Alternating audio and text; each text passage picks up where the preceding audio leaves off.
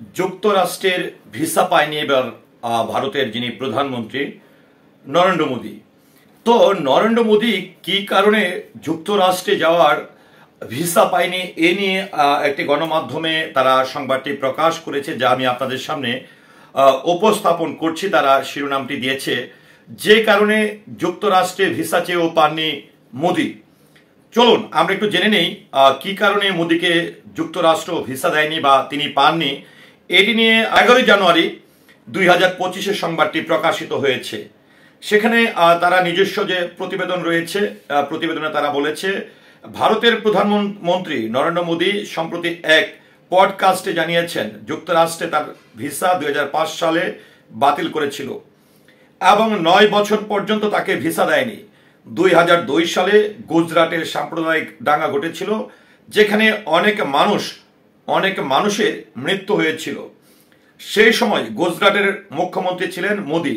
তাকে অভিযোগ করা হয়েছিল যে তিনি দাঙ্গা ঠেকাতে কার্যকর পদক্ষেপ নেননি।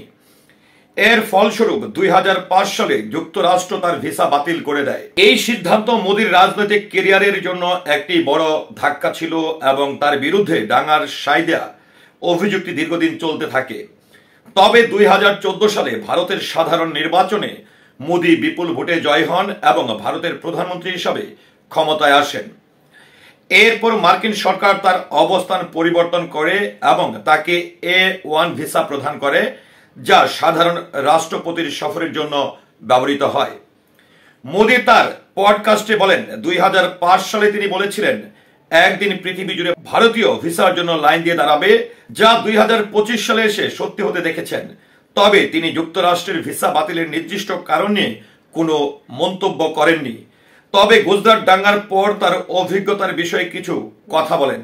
নরেন্দ্র মোদী উল্লেখ করেন, গুজরাট যাওয়ার পর তিনি সুখবহ দৃশ্য দেখে নিজেকে নিয়ন্ত্রণ করতে বাধ্য হন এবং তার রাজ্যের নাগরিকদের নিরাপত্তা ও সেবায় সচেষ্ট ছিলেন।